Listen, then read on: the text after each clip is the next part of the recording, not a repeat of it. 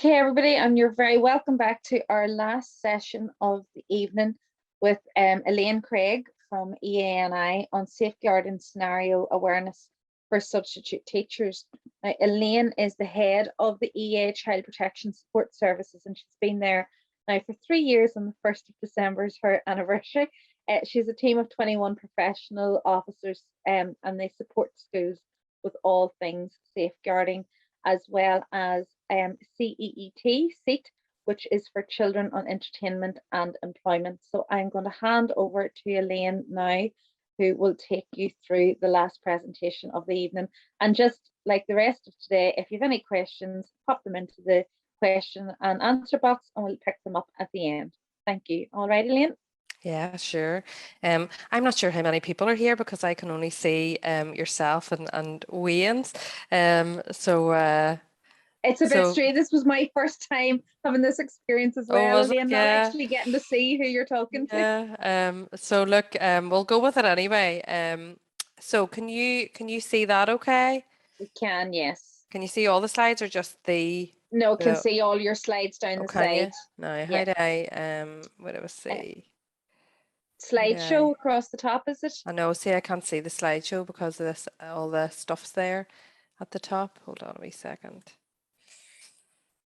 No. Don't see the actual oh, what do I see? On the bottom bar, right, just by the volume button there. Or... Just by the volume. That's really bad, isn't it? Over a little bit more. Reading view, slideshow. Yay! Thank you so much. Thank you so much. Okay, well, look, Shauna's already introduced me anyway. I'm head of the EA CPSS, we call ourselves, and the CPSS was set up back in 2006, and it was set up as a result of a social services inspection that discovered that schools were dealing with an awful lot of child protection and very complex child protection and safeguarding issues and not getting enough support in managing that. So that's why the service was set up, and it has grown exponentially over the years. So you might have heard of us before. Oh. Okay, so just really in terms of policy guidance, there's a lot of legislation that backs up safeguarding, and I'm sure you'll be aware of some of that. But from a policy perspective, the first one there is our own Department of Education guidance. Now that was, so safeguarding and child protection in schools, a guide for schools. If you're in a school, you should see a copy of this. So there were hard copies that were sent out at the time, and they are updated fairly regularly. You can download that from the DE website, not a problem. And actually, I'll give you a website at the end of today that has all the information and all the resources. Then the Department of Health. They produced in 2017. A lot of things seem to happen in 2017 when you see those dates. So they produced Cooperating to Safeguard Children and Young People in Northern Ireland. When it comes to each school's safeguarding and child protection policy, all of the definitions, so the definition of neglect, the definition of sexual abuse, of emotional abuse, of physical abuse, and of exploitation will come from this Department of Health guidance. And that really gives us our mandate that we are involved as educators, we are involved in safeguarding children and young people, and sometimes we can be the first people that notice those changes. And then finally, the Safeguarding Board for Northern Ireland. So within the education sector, the EA are a member agency of the Safeguarding Board, alongside all of the health and social care trusts, the probation board, and all types of voluntary agencies for the likes, for example, the NSPCC and Barnardo's are there as well. And there are various forums that come out of the Safeguarding Board for Northern Ireland. And within the EA, it tends to be the CPSS, my service, who provide membership on those board areas. Okay. So just in terms of safeguarding and promoting welfare, and then child protection. So if you're in a school, there will be all of these different things that relate to safeguarding, and the majority of those things will be preventative practice. So if you think about safe recruitment and selection, for example, and risk assessments around volunteers, who maybe aren't going through that Access and Enhanced Disclosure Certificate, those things are preventative measures that are in place. Your relationships and sexuality education, another preventative measure that can make sure that children know how to seek help and how to keep safe. And then at the heart of it, there's going to be our child protection, and that's where we have got to be reactive and we've got to respond to children and young people. So I would hope that in the schools that you're involved in, you would see, or working in rather, you would see all of these different policies. And you'll know that, for example, the Addressing Bullying in Schools Act, brand new, so there will be different measures in place in relation to that. And intimate care, and we can tend to think about intimate care as just being for children who are either in special schools or are in nursery schools or your key stage 1 children, but actually intimate care can be relevant to all schools, because children could have medical needs that require intimate care, and it's important that we get those practices safe for both yourselves in terms of teachers and also assistants in school, but primarily safe for children and young people. Okay, just going to go through a few relatively new developments, some of which you might well already be aware of. So just this year we have our mental health strategy for Northern Ireland, and from that then we have our Department of Education Emotional Health and Wellbeing framework. This is a massive new area of work and much needed actually, particularly in the light of COVID-19 and what we anticipate will be mental health needs for our children and young people. You'll be aware, I hope, that there is primary school funding, that there is going to be pilot work done in relation to schools counselling for primary schools. And I'm sure you're aware that at present, the schools counselling service, the independent schools counselling service, is for post-primary schools and for special schools. So that's a new move, and it'll be interesting to see the outworkings of that pilot. The second point then, domestic abuse bill, just to make you aware that that will include coercive control becoming an offence in 2022. So that's a massive area of difference for us. And I'll move on actually in the next slide as to what that means for us in education and the difference that that will make. There's currently an ETI review on delivering effective preventative safeguarding practices, and more recently, and I think the ETI they made the date of that. It was supposed to be, I think, the 16th of November, and they've increased the date because they wanted more responses from schools. They are undertaking a survey with all schools in relation to RSE and asking them what's working in terms of your safeguarding practices, but what are your challenges as well? Because they want to know they want to know where the opportunities are for greater development.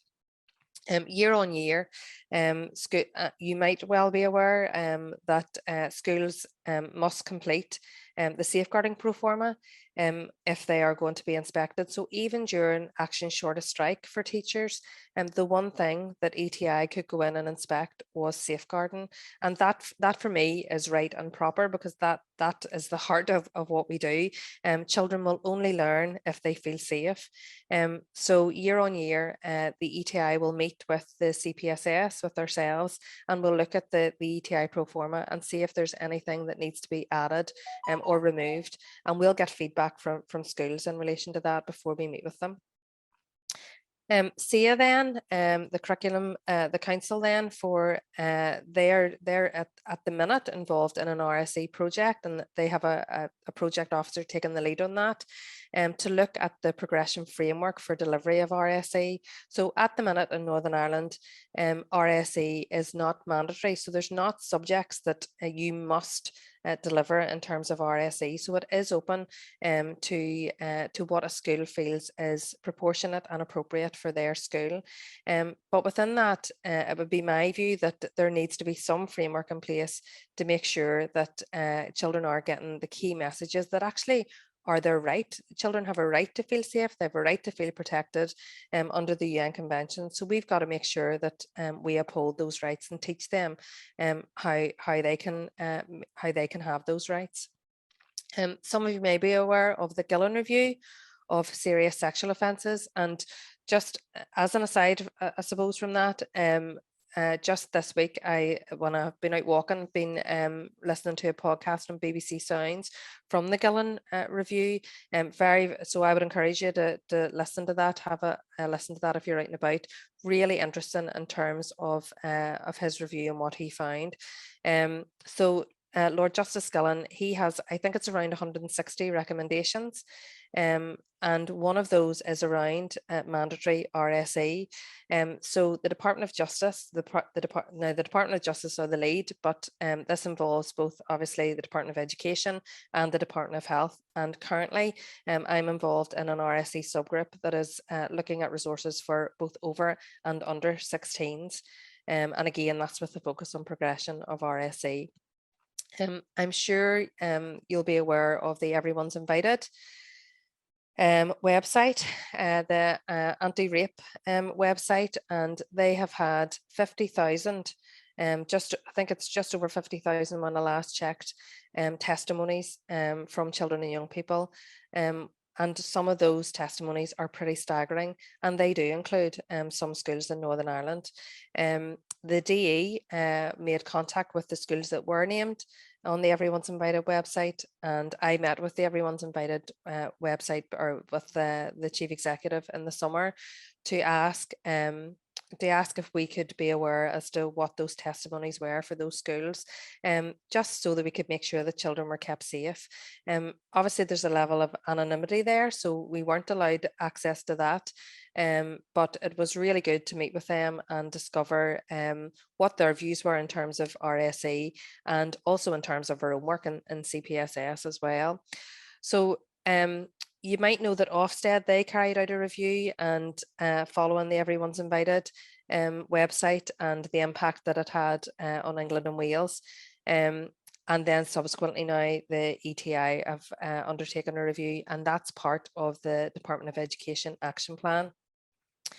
Part of the work that we're involved in is to make sure that school governors are aware of risk assessment and management plans that can be in place when there are children who are displaying harmful sexual behaviour, or are alleged to be displaying harmful sexual behaviour. And there is a DE circular that's specific to what we call it HSB, harmful sexual behaviour. Also, just to make you aware, the Bernardos have an education community online. This is really brilliant resources for schools. They have, and this includes free CPD training and resources. So I was having a look earlier this morning, and there's a brilliant one in relation to supervision and support for school leaders that I know I'll be signposting out to school principals. And then C by PSP, so that's Children and Young People Services Planning, that stands for, and they have a youth wellness hub that was created with young people, so co-production with young people themselves, and it has resources in for teachers. Now that only came out, I think, in September time, and you can imagine that given with the 2 lockdowns, significant loss of time in schools for children and young people, that's a really useful resource for teachers to have, and for parents too. Then the NSPCC, they launched their findings in relation to the Keeping Safe programme, and that is a specific programme of RSE for primary school children. DE had tasked them to undertake that pilot, and the results basically say when children are made aware, then they know how to keep safe. And as a mum of children who went through that programme in primary school, it is a very, very good resource, and not too tricky for a skilled teacher to do. And then Nikki so the Children and Young People's Commissioner, she had tasked Queen's to do a survey of children and young people around what happened during COVID, and that was really interesting piece of work. And there was a number of recommendations, but one that I think that's particularly relevant to us and for you as teachers is that we've got to make sure that online learning does not exacerbate existing inequalities, and it shouldn't replace student-teacher interaction. And I don't know what your experience was, but I know that certainly, and particularly in the first lockdown, when none of us knew that this was going to happen, it was very, very tricky and very difficult for everybody involved. But schools' responses were very different across the board, and some schools they led the charge in making sure that there was a high level of contact with children and young people, and not just those children and young people who would be deemed on that vulnerable category. They made sure there was contact with all of their children and young people. And there were other schools who weren't sure about the level of contact they should have. And also, you know, I know, and I probably shouldn't say this, but in our house there was 2 different online platforms that were used, and I found that as a parent difficult to navigate. So I can only imagine if you had 3 or 4 children in 3 different schools, and if they were using, you know, one was using Seesaw, another Google Classroom, and something else. Really difficult to manage. And then obviously with the whole issue of digital poverty, not every child's going to have a laptop, and is it suitable for children to be using mobile phones? And then really recently, actually just in the last couple of weeks, there has been the launch of the Safer Schools app. And I would encourage you that if you have a phone, download this app, because there are resources in there and you get notifications really, really quickly from the Safer Schools app. So there's one for parents, one for children, and one for teachers, and you can link in whether, you know, in terms of the key stages. One of the really brilliant things, I think, that Unique, who are the company who DE have asked to do this, they have every week they have something called Safeguarding in 60, and it's a 60-second video giving you an update of safeguarding. Brilliant resource. So download that onto your phone if you can. I could see with something in the chat, but if you don't mind, I'll take that after. Is that okay? Is that okay, Shauna? Okay, so just in terms of schools then and EA, so what do we do for schools? Well, at the minute, you know that every school should have a child protection and safeguarding policy in place, and that should be reviewed annually. And my service, we have a template that we use and we review annually, and we send that out to every school in Northern Ireland. And obviously schools will have different ethos, but they can use that template, not a problem.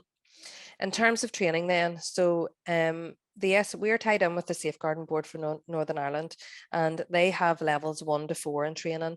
The reason why I'm only mentioning level 1, 2 and 3 here is because that's what's relevant to school staff.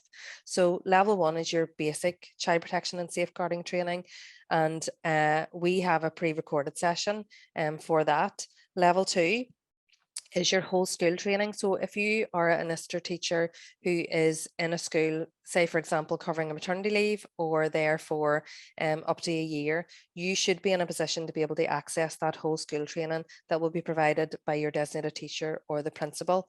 And I should say we provide the resources for that for designated teachers and principals as well.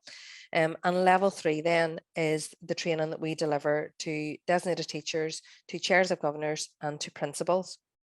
And they will come initially, certainly designated teachers come initially to us for 2 days of training, fairly intense, and school principals will come for a half day. And then obviously there's refresher training after 3 years. Now the NISTER training, why do I have that up there? So there was a case management review. Now, I don't know if you'll be familiar what a case management review is, but case management review, CMR we call them, is there's specific legislation under the Safeguarding Board Act in relation to CMRs, and there was a CMR that was carried out in the last 2 years that related to a child death. And one of the recommendations from that was that there should be specific training, that the EA CPSS should provide training for NISTER teachers in relation to child protection and safeguarding. And that's really because you might be a NISTER teacher who is in a school for a week and then in another school the next week, and you might not have had the opportunity to be involved in the whole school training. So we have developed that online, it's an online training package, and that will be going out via EA NISTER probably in the next 2 weeks. So look out for that, because it will be sent out to everybody who's on the NISTER register. So we're excited about that development, and it's not long, it's not a very, very long long training session, but it gives you the very basics as to what you need to do and how you need to respond. Then just in terms of the safeguarding team, so within school we talk about or within safeguarding we talk about teams, because we know that when there's effective communication and collaboration, that children are better protected. We should not be in a situation where one person has to make decisions in relation to children and young people. That's just not fair, and there needs to be a sharing of the load. But we're also mindful that this is children's data and children's personal information, so it's got to be protected, and we've got to make sure that only people who need to know have that information. So in terms of the safeguarding team in schools, that would be your principal, your designated teacher. If you have a deputy designated teacher, sometimes there's 2 or 3 of them within a school if there is learning support units or a nursery unit. And then the chair of governors would also be part of the safeguarding team, and the designated governor for child protection. And at time to time, the SENCO may well be called in if they're not the designated teacher as well. Just in terms of risk assessment, to say how we support schools. So I've mentioned the harmful sexual behaviour, of which there's a DE circular that mandates CPSS be involved in that, but we'll also support schools in terms of mental health as well, because we know that's a massive issue. So we do have a pro forma that we will use to support schools. Another aspect then of the, well, a new thing really that was launched, I think just on Thursday by the Minister for Education, is trauma informed practice training. So you might well have heard of ACEs, adverse childhood experiences. And you know, well, the impact of adverse childhood experiences can be severe on children and young people, particularly the younger they are. But we in education can be really key at making sure that children recover well from adverse childhood experiences.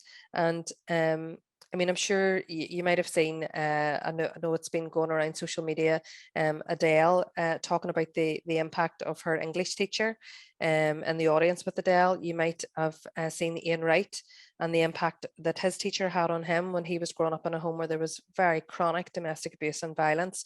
So the impact that teachers have on children's lives is just immense. It really is. And I'm sure you yourselves, you know, you always remember the teachers. I remember the teachers. I don't remember what they taught me, if I'm honest, but I remember the teachers who cared 100%. Another aspect of our work is in relation to allegations, and I don't want to frighten people, but I do want to say that if we're involved in working with people, and it doesn't have to be children and young people, any people, then we are at risk of allegations. There are very few allegations that are unfounded, but it does happen from time to time. And allegations are the thing that principals, chairs of governors, they're the things that, you know, we really don't want to be dealing with. But we've got to make sure that we follow our processes and follow our procedure. And that actually keeps you safe if you are the subject of an allegation, and ultimately it keeps the child safe. Case management reviews I've talked about, and year on year there's roughly about 6 case management reviews in Northern Ireland, and they happen if a child has died and abuse is suspected, or if a child has suffered very serious significant harm, and there's issues around the agencies who were involved and perhaps not communicating effectively or passing on information. And then domestic homicide reviews is something that is completely new to Northern Ireland, but has been ongoing in the last while in England and Wales. Where there is a domestic homicide, that will always be reviewed. So why, I suppose, our education involved in that? Victims of domestic homicide can have children who are school-aged children, and we will be asked then to support the review. So there has been a number of 2 domestic homicide reviews so far in Northern Ireland, and many more case management reviews. And then just on Operation Encompass. So Operation Encompass is brand new to Northern Ireland, currently being piloted.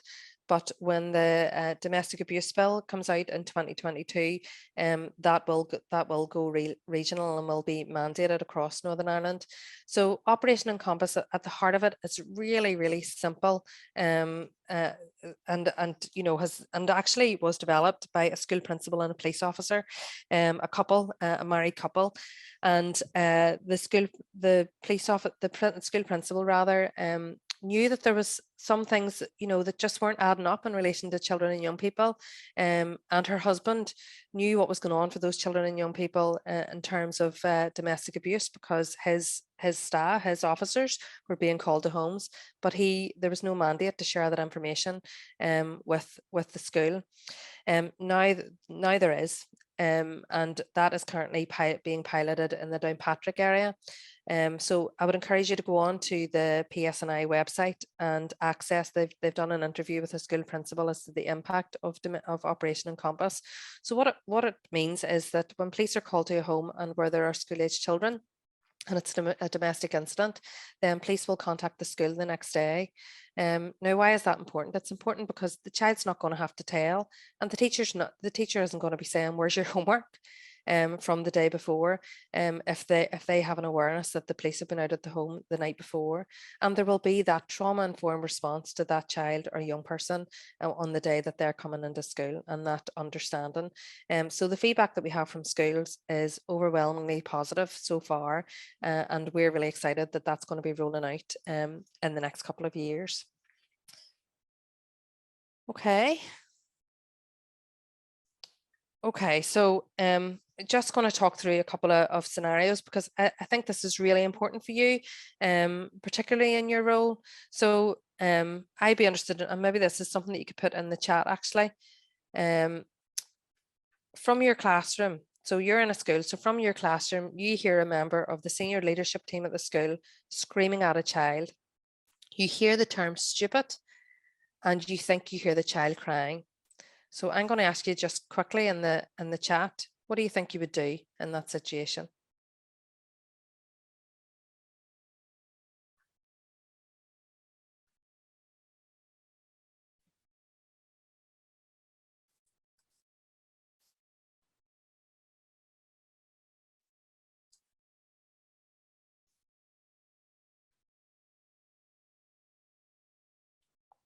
Nobody's answering me. Nobody's answering me. Okay. Right. Oh, there we go. We've two. Go to the designated teacher. Okay. It's hard to do. I think that, Richard, can I say, I think that's a very, very honest answer. It's hard to do anything when you're just visiting. And I completely agree. I think that it is a really difficult situation for you to be in. And it would be very easy for me to say, well, you would leave your room and you would and you would intervene. But I am not in your position, and I get that would be really difficult. I do think at the very, very least, you would be going to the designated teacher and be saying, I witnessed this. I'm very uncomfortable with it. I feel, I mean, in terms of abuse, to my mind, that is potential emotional abuse and absolutely needs followed up on. Now, the other side of it is that we don't know what's going on for that member of staff either, and we don't have all of the context, but really important that we do something and intervene. And I get that it would be really difficult to leave your classroom and there and then intervene with the child, but ultimately our responsibility is not to the senior leadership team of the school. Our responsibility is to that child and making sure that child is kept safe. But yes, at the very least, you would be going to the designated teacher and reporting as much, and you would be completing a note of concern as well. Okay, so as you walk past a colleague's room, you see him embracing a child. So what do you think about that? What would you do?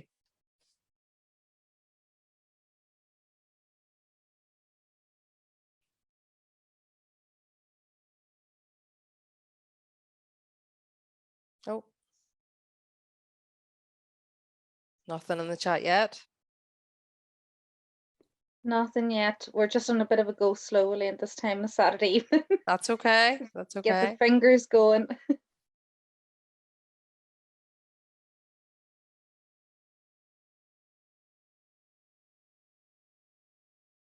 I think this is a really tricky one. Okay. Oh, here we go with one. Brilliant. Depends on the context. Yeah. Yeah. Is the child hurt, upset? What other needs does the child have? Yeah.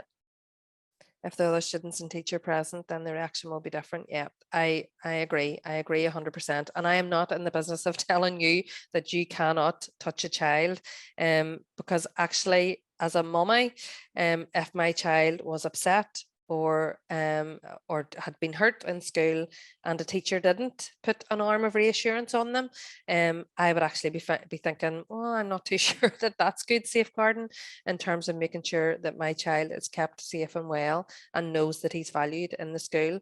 And you'll notice that I put him, and because I do think that we have a gender bias at times around touch and children, and would it be different if you saw a female teacher embracing a child? Because actually it shouldn't, because the law doesn't have a gender bias and isn't gender specific. So we shouldn't. But yes, you're right, the context is very important. I think I would feel uncomfortable if I saw a full-on hug, or when there was just the teacher and the child in the classroom, and I do think it would feel a little bit different for me if there were other people in the room, in terms of keeping everybody safe. But I do think I would be talking it out as to, well, look, what was the context? Was the embrace child initiated? What was the age of the child, as well? Because if I'm in my 40s now, and if I was hugging a 15-year-old boy in a school, I'm guessing that unless that's my son, somebody would think there's something not quite right about that. Yeah, but if it's a child's parent, then that's fine, isn't it? Sorry, there's my phone going as well. Okay, right. And these are just scenarios to make you think, because these are things that could happen. Okay, you see the building supervisor hit a child on the bottom with a broom. Both the pupil and the staff member are laughing about this. So would that cause you any concern?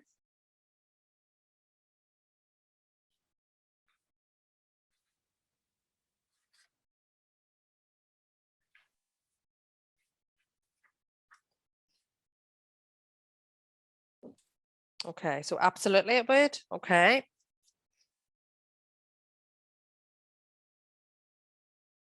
Inappropriate. Yeah.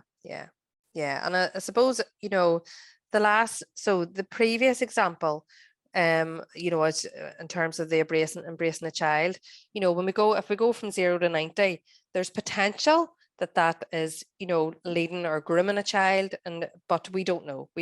In this one, the potential is physical abuse, but it's contextual too, isn't it? So you have a staff member and a pupil who are both laughing about this. It doesn't seem that there is intent to harm. Okay, and that for me is really important. But I would say that it is inappropriate. Absolutely, it's inappropriate. I certainly do not think that this is somebody who should be sacked. 100% not. But I do think that there's a level of educative work that needs to be done, that you're in a position of responsibility. Even actually, if you know this child or related to this child in this school, you're our building supervisor, so therefore you're bound by the code of conduct, and the code of conduct states, and you need to make sure that you adhere to the code of conduct in future. So yes, it would need to be passed on to the principal. Okay. You notice a child has 2 mobile phones and leaves school early 2 days per week. Would that cause you concern? And what would you do?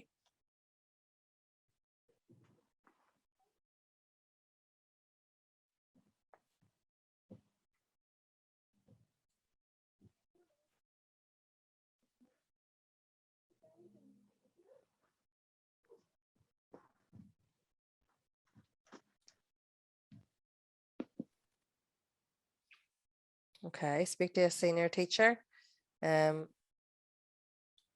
my concern. Yep, absolutely, spot on. Do you know what that would be, what that is potentially a sign of? As well as unexplained gifts and truancy from school? What category abuse?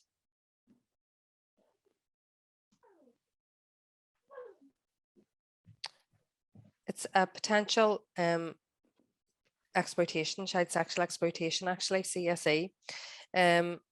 Because because obviously perpetrators of CSE will want to have a level of control, and we do have cases. CSE happens in every big town in Northern Ireland, sadly, but that's the potential. Yeah, or drug dealing. But again, I would say, Richard, that's exploitation in itself too, but a different form of exploitation, criminal exploitation. And it might be that the child just has 2 phones. And it might be they're getting out 2 days a week because they're a carer for their parent. But it's something that we've noticed is different, and we need to do something about it. So yes, you would be informing the designated teacher so that they're aware. You would be completing your note of concern and all of these things, and making sure that, or asking them to come back to you if there's any other information they need or anything else that you note from them. Okay, and this final one is probably the most difficult for us to think about. So police contact you and tell you there's an allegation of abuse and you are named. What would you do in that scenario? Contact my union. Yep. Anything else you would do?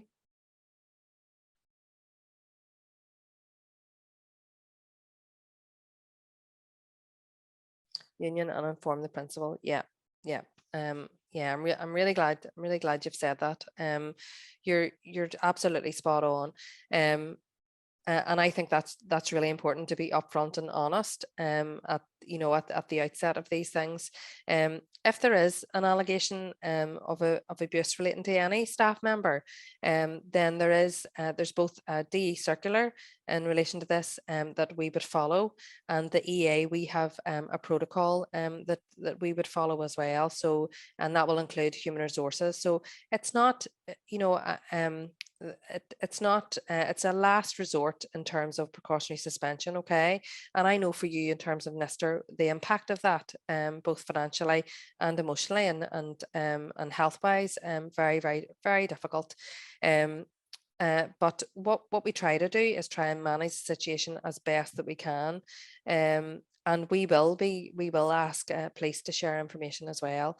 Police have what a unit called the Common Law Police Disclosure Unit, CLPD for short, and they have the responsibility for risk assessing and managing cases where it involves people who are involved in public life, and they will carry out a risk assessment and decide whether or not information needs to be shared with the employing authority. And sometimes it is and sometimes it isn't. It depends on the circumstances. But my advice to you is, and I would certainly, if it were me, I would be contacting both my union and my employer to make sure that they're informed. Okay, but I know it's very, very tricky circumstances, folks, completely get that.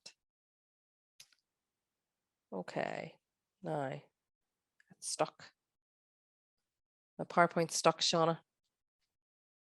Telling you, Elaine, it's telling you, I it's hate this time of a Saturday It's evening. nearly, I know, because we've only 5 minutes left, and come on. And there's Well, nothing I can do from my There's end. nothing you can do. I wonder if I stop sharing, would it? Possibly. Possibly. We're on the home straight, okay? I promise you. Wait till I see. Try it again. Oh, it's still stuck. No. I'll stop sharing and I will go out of this and for goodness sake. Right, now I'm going to try and start sharing again on this slide.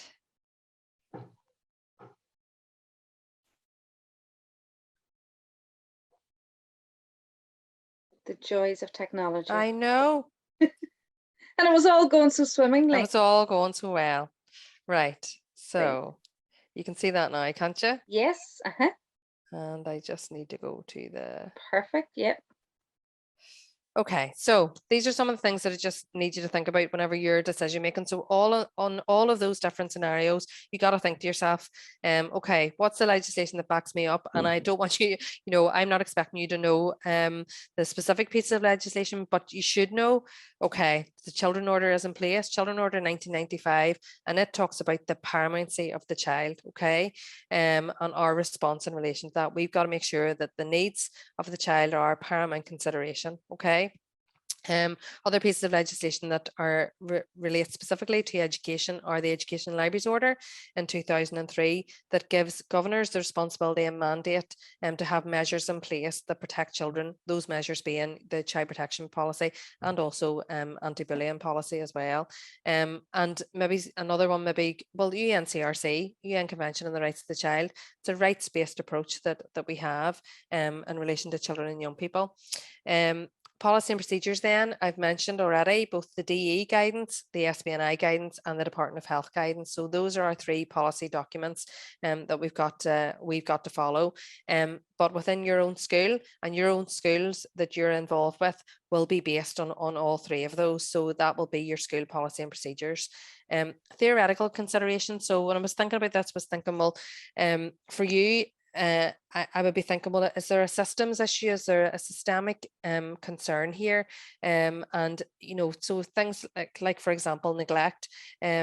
If we're talking about a child coming in without breaking lunch, is it willful neglect on the part of the parent, or are there financial difficulties that they are managing? So is that more of a systems issue than it is willful neglect in relation to the parent? And then person-centered approaches, so putting the child at the center of your decision making. And because you're teachers, you've great knowledge of child development and what would be deemed normal development for a child at that age and stage of life. Previous knowledge. This is something that whenever a designated teacher will lift the phone and contact the CPSS helpline, we'll be asking, is there any previous concerns that you have, anything else that you've contacted us about? Because we're trying to, it's that whole jigsaw approach, trying to make sure that we have all of the information as much as possible in terms of decision making as to whether or not something needs to be referred on to police or social services, or indeed family support hubs or CAMs. Tuning in then, so see, for me, whenever there's a safeguarding issue and if it's about children who are the same age as my own 2 children, I know that it hits me hard, and I would encourage you to think about, well, what are the things that you're going to find really tricky to deal with, and think about how that will make you feel, because your feelings will impact on what happens next in relation to how you support and help that child. Skills then, what for me I think is most relevant are communication skills. And your confidence in being it. So for example, if a child is to disclose to you, and children choose people to disclose to, and as a social worker I've only had three children who have disclosed to me, and all 3 of them I will never forget the disclosures and the look on their face, how their hands were, one of them for example was wringing her hands, whether they looked me in the eye or not, and some of the things that they said, some of the phrases that they used will stay with me forever. And I would imagine that anybody who is in that circumstance will be exactly the same. So you've got to think about, well, what are the skills that I need? Definitely communication skills. And you've got to think to yourself, well, if I was telling somebody something really important to me, would I want somebody to be sitting with a pen and paper? And I don't think so, but you may be thinking, well, how am I going to remember? Actually, in 10 years' time, you might be thinking, how am I ever going to forget? You've got to have sensitivity and you've got to have warmth. So if you are, the teacher who is the disciplinarian, you've got to think, well, yes, I've got to be fair and I've got to be firm, but I've also got to have sensitivity and warmth in my dealings with these children and young people. And then in terms of value, so, think about your value base and what that means to you. So do you have a value base of transparency when it comes to children and young people, that what you see is what you get? Are you reflective? So will you go home at the end of the day, or will you talk to the designated teacher and reflect on what it is that you've heard and do a bit of debriefing for your own peace of mind as much as anything else? And will you be accountable for your actions as well? And also, accountable for follow-up that's needed too, making sure that the child is kept safe. Okay, so look after yourself, but always put the child first. That's really important. So do you follow your procedure? I would love to say that following the procedure, following the child protection policy takes the heat out of situations. It doesn't. These are still very emotional situations, but following the procedure keeps you safe and keeps other children and all their adults in the school safe as well. Know who it is that you need to report to in schools. So know who your designated teacher is, even if you're only in that school for a day. Get to know who the designated teacher is, what room they're in, so that you have no delay. One of the saddest things that I hear from our helpline is a designated teacher who will ring and say on a Friday afternoon, for example, and say, look, I'm really sorry, I'm only getting to you now, but this has only been reported to me, but it happened on Tuesday. That is not good enough for the school that you represent. It's not good enough for you in terms of your professional practice, and it's certainly not good enough for children. So make sure that this is something that you respond to as soon as you can. Make sure you record. If it's not written down, people will say if it's not written down, it didn't happen. It doesn't mean that it didn't happen, but it doesn't mean that it means that there's not a record of it, and those are really important. So know where the records of concern are, and know how you record in school. Think about staff welfare. In the EA, we have a great staff welfare hub, and I would encourage you to access that. But I mean, you've mentioned your union support as well. Do use your union support too. And then just to be aware of our own service of CPSS and what we can do. And while yes, we take calls from designated teachers and principals primarily, if you were at a situation where you were thinking, I'm not sure this is being handled properly within my school, then by all means lift the phone and contact us. And then just to say, in terms of your role, we have developed, well, any resource that we get, we will make sure that it's on the EA website, and we're now aware of in terms of accessibility. So we've tried to make sure that anything new that is on the website is accessible to people with with different needs, different education needs.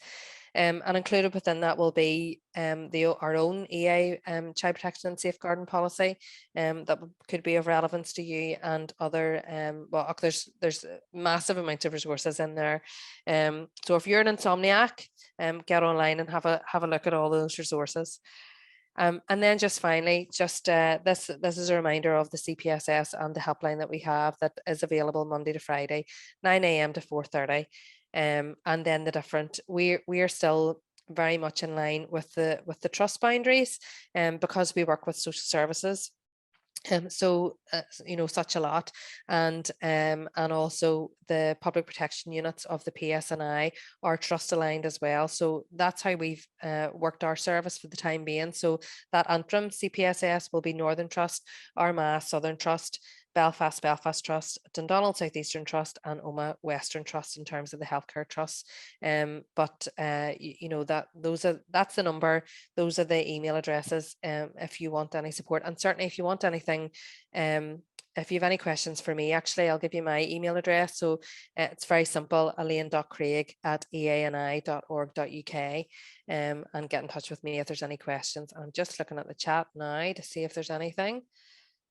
Just from Delma. We have, Delma, and we've one question. We had one, you have answered it, Elaine, in relation to the Safer Schools app. Yeah. So that's not a C2K app, it's one that you download from the Play Store, App Store.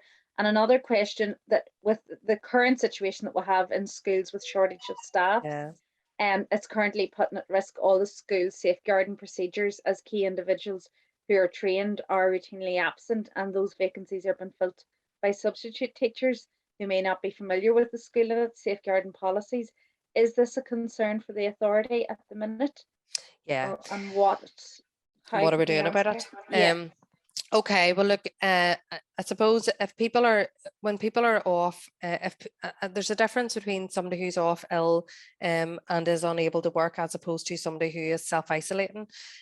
So that, you know, I'm gonna tell you this now, and I'm gonna say, do I think it's good enough? Probably not, but do I think it's good enough in terms of the circumstances that we're in? It probably is what we have to do. So, for example, with a situation on Thursday, where we have a school who the designated teacher and the deputy designated teacher and the principal are all out self-isolating, but none are ill and none are showing symptoms. So all do have the ability to work from home.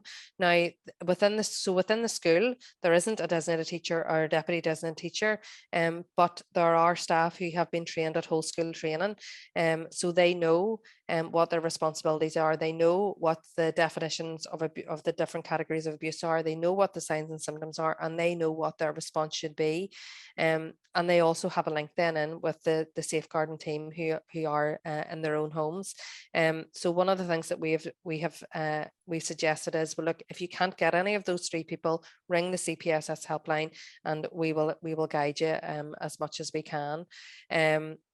But yes, it is a concern, and staffing is such a, I mean, we know that there are some schools who are really, really struggling at the minute. So yes, of course, it's a concern. Thank you, Elaine. That's great. I don't see any other questions in the question box. That's those all answered. And just a thank you from Delma there as well, which is fantastic. Yes, thank you. And just to say, on the NASUWT training that will be launched, there will be a Microsoft form to complete after that, where you will be able to give us feedback on what what you think we could do better the next time around. But we're really excited that we're going to have this in place for you. I think it's really important, and we hope that you find it relevant and helpful too in your role. It is brilliant. It's certainly something our substitute teachers have been raising a concern around. So it's great to see that EA are doing something about that, being proactive and providing training. Yeah, there's Roisin's asking for the PowerPoint. Are you happy enough, Shauna, to send Yes. that out, or Delma? Yeah, that's fine. The other thing I was going to say, just as we finish, is I haven't talked about child protection in terms of the different categories, but I have talked about different scenarios that you could face. And I'm always really conscious that child abuse is very much alive and well, and has always been alive and well, but we probably just have a greater knowledge base now. But the fact is, NSPCC research will tell us that a third of children tell at the time, a third tell after the event, and a third never tell. So I'm really conscious in any audience, and I can't see your faces, and God bless you having to look at mine. But I'm really conscious that you could either, number one, be worried about child. Number two, have a child in your life who has been through an abusive relationship or been through any of the categories of abuse, or you yourself could be a survivor too. And if you are, then I would really encourage you to get the support that you need, because these are really, really difficult situations to be in. Lovely, Elaine. Thank you so much. I think that's us. That's a wrap. I just would like to thank Elaine for giving up her Saturday afternoon to come and speak to us, and it was very informative, Elaine. Thank you so much. And also would like to thank Heidi and Wayne for joining us all day today, and to Delma Boggs, our NEM, who helped to organise today's health and safety seminar. So a huge thanks from everybody here for those who attended today to give us each of the seminars. And finally, from myself, I'd like to thank all those who have participated today and joined in all the sessions. Thank you for giving up your time on a Saturday, but I hope that you found it very helpful and useful information. And we will get all the PowerPoints from today's session sent out to you in the next week or so. So thank you so much for your attendance, and enjoy the rest of your weekend. Bye-bye.